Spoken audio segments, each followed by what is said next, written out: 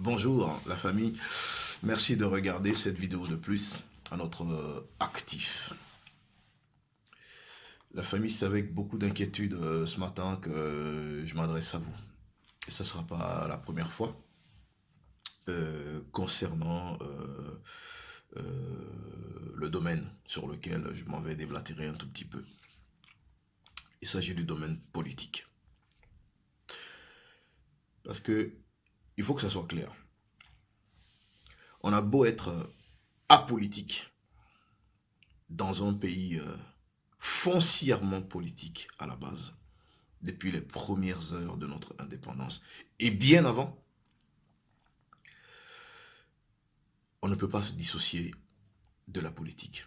On peut, par principe, s'interdire de faire de la politique. Parce que soit ça ne nous plaît pas, parce que soit on n'a pas trop le temps pour ça, parce que tout simplement, on estime que le pays n'est pas encore prêt pour faire de la politique, de la vraie, celle qui n'est pas de la politique politicienne, l'art de berner pour berner, mais faire de la vraie politique, mais qui vise à développer un pays, à sortir un pays du marasme économique qu'il peut connaître depuis des décennies, comment dirais-je, de la misère.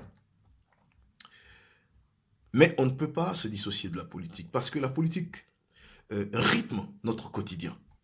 Et pour vous dire combien cela est important aujourd'hui sur le terrain chez nous, pendant de très très longues années, et moi j'en étais très très content, l'entité qui mobilisait le plus de monde chez nous, le domaine qui mobilisait le plus de monde chez nous, il s'agissait du domaine sportif.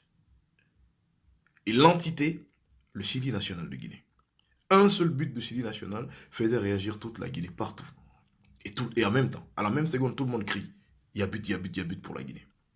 Aujourd'hui, depuis plus de 10 ans maintenant, la première vedette de notre vie, de tous les jours, c'est la politique. Parce que tout simplement, notre peuple, naturellement, est un peuple qui est prédisposé à ça. Même si l'écrasante majorité d'entre nous est illettrée en langue officielle, qui est le français, chose que je n'ai jamais comprise d'ailleurs, bref, c'est un autre débat. Mais il se trouve que c'est la politique et incontestablement la première vedette qui rythme notre quotidien. Alors, c'est difficile de se dissocier de la politique. Et surtout, lorsqu'on estime qu'on a quand même une toute petite place dans la sphère des personnes plus ou moins connues dans notre pays, de par un certain passé, par rapport au travail que j'ai eu à exercer plus d'une décennie, tout et tout, c'est-à-dire dans les médias. Je me considère un tout petit peu comme quelqu'un qui quand même, à chaque fois qu'il estime qu'il y a quelque chose à dire, peut se donner, comment dirais-je, s'autoriser cela. Franchement, la façon dont les choses sont en train de tourner chez nous aujourd'hui, j'en tire une toute petite satisfaction. Quelle est la petite satisfaction que je suis en train d'en tirer? Parce que ça fait quand même 2 manifestations chez nous. J'ai du mal à dire de l'opposition. Mais j'ai encore du mal à ne pas dire de l'opposition. Parce que je vous l'ai dit, je vous l'ai dit dans une vidéo il n'y a pas longtemps, que la chose qui me gêne un tout petit peu aujourd'hui, c'est le mélange des genres. C'est-à-dire que des politiques se mélangent avec une entité, ce qui c'est vrai depuis le départ a proclamé partout que c'est toutes les franges de notre société qui s'associent pour barrer la route à toute velléité, comment dirais-je, de se maintenir au pouvoir du pouvoir actuel. Bref, du président Alpha Condé. Depuis le départ, ils le disent comme ça. Mais moi, ça m'a toujours gêné de voir que l'on mélange les autres franges de la population avec la politique qui est quand même hautement sensible aujourd'hui dans notre pays, sur le terrain. Bref. C'est un choix, les gens choisissent ce qu'ils veulent faire. Et moi, je ne l'aurais pas fait comme ça. Parce que la meilleure expérience que je retiens, il s'agit de ce que les syndicalistes, à la fin des années 2000, avaient réussi sur le terrain chez nous. Entre 2006, 2007 et tout, bref. qui ont su fédérer tous les Guinéens autour de leurs idéaux, la société civile exclusivement, les syndicalistes, et qui interdisaient aux politiques de se greffer à eux, qui interdisaient toute stratégie de récupération de leur combat et de leur motif, de leur motivation de la part des politiques, parce que ils avaient, comment dirais-je, ils étaient suffisamment avertis pour pouvoir, comment dirais-je, euh, euh, parier si vous voulez, à l'éventualité que cela puisse être interprété d'une autre façon par le pouvoir en place à l'époque. C'est-à-dire, la politique, ça rend sensible. Et Comté, par exemple, parfois, son hystérie grimpait lorsque les politiciens en face voulaient, comment dirais-je, monter au créneau contre lui.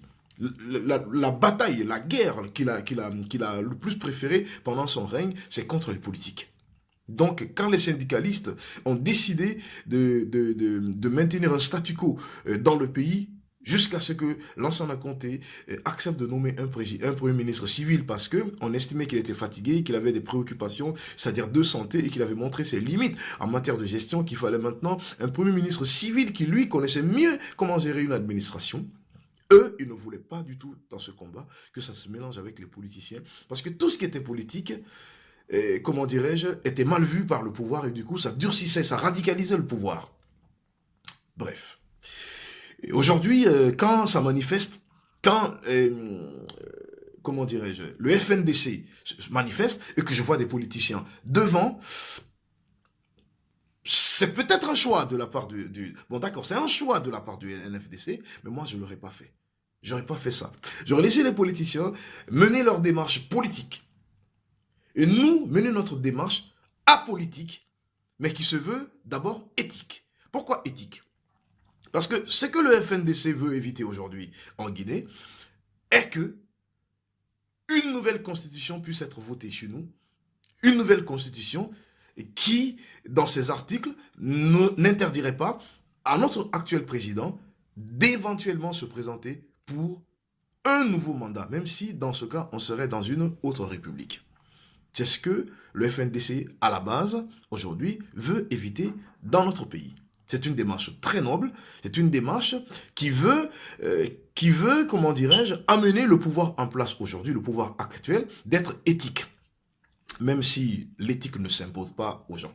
On ne peut pas imposer aux gens d'être éthiques. Les gens choisissent d'être éthiques ou de ne pas être éthiques. En tout cas, devant l'histoire, c'est eux qui choisissent ce qu'ils voudraient que celles-ci retiennent de leur passage. C'est à eux de choisir ça. Nous, on peut choisir d'être éthique. On peut se battre pour que la vie politique en Guinée puisse être un peu plus ou beaucoup plus morale que ce qu'elle est aujourd'hui. D'autres pays se sont battus, ils ont fait ça. Il y a des grands pays où ce n'est pas dans les articles qu'on ne peut pas se présenter pour une troisième fois.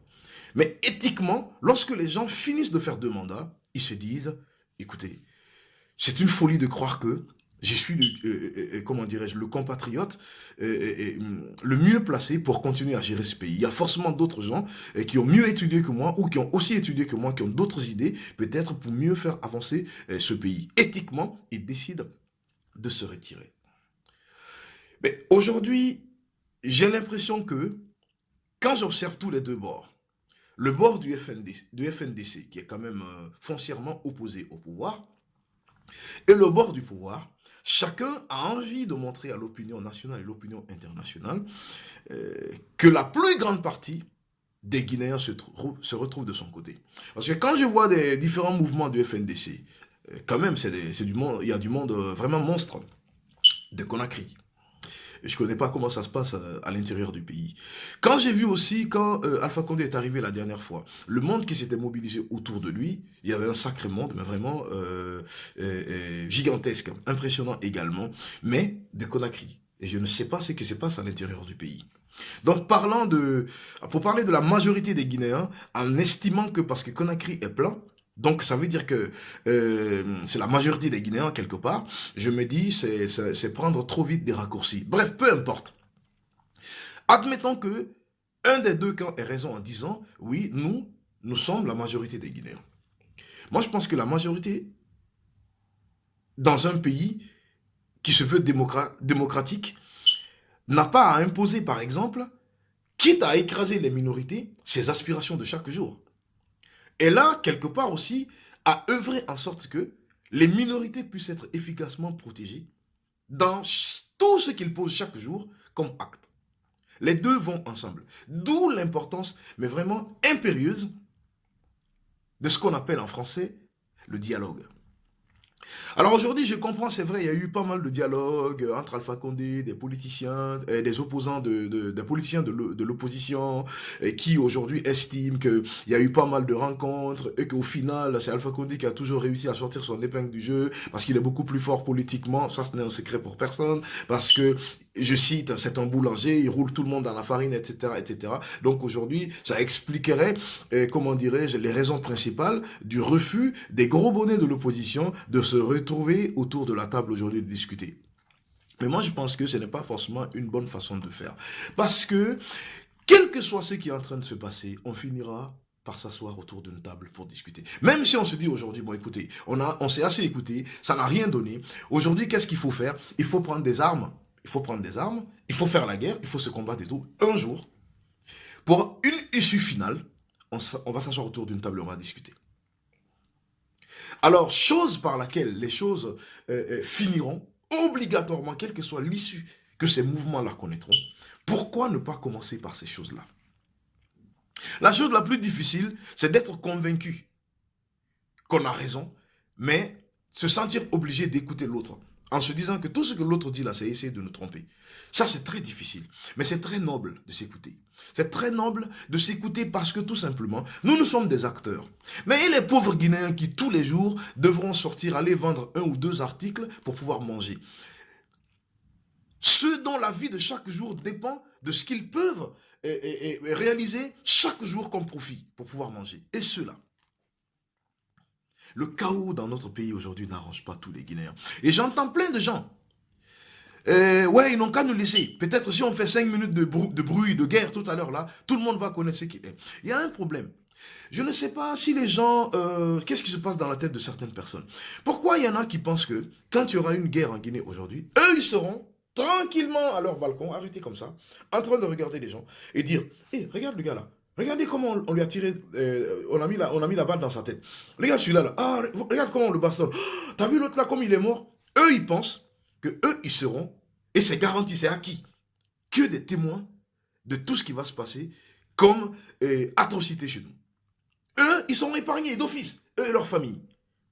Ils n'ont rien à craindre. Or, c'est la guerre. La guerre, quand elle a éclaté, elle est aveugle. Elle peut potentiellement emporter tout le monde, du président au dernier Guinéen.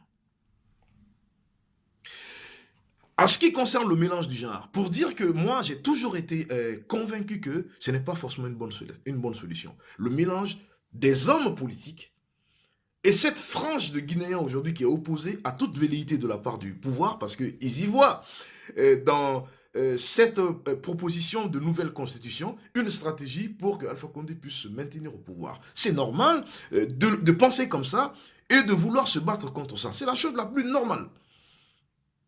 Est-ce que vous comprenez? Mais pour dire que moi je ne suis pas le seul à penser cela, il n'y a pas longtemps j'étais en train de regarder des vidéos sur Facebook et puis je suis tombé sur une vidéo qu'on m'a proposée et qui est de, je sais pas si c'est Jacques Wumpak ou Gianni Alpha, je crois, Gianni Alpha, qui disait, nous sommes en train de réussir quelque chose que tous les politiques depuis l'indépendance ont échoué, c'est-à-dire fédérer tous les Guinéens. Nous sommes en train de réussir quelque chose, le FNDC est en train de réussir quelque chose que les politiciens ont échoué. Mais or, aujourd'hui, au sein du FNDC, il y a les politiciens.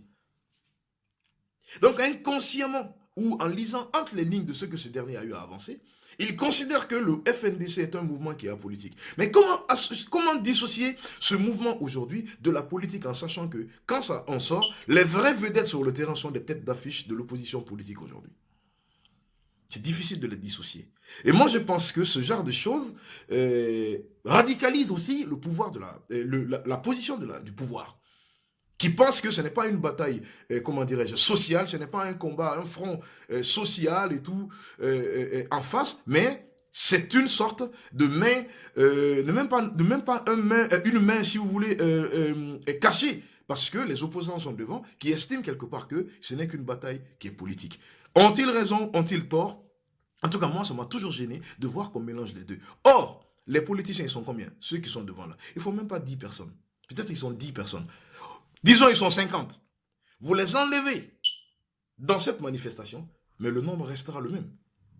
Donc je me demande aujourd'hui, est-ce qu'on en avait vraiment besoin? C'est une question à laquelle je n'ai pas encore réussi à trouver de réponse. Mais moi, en tout cas, je ne l'aurais pas fait.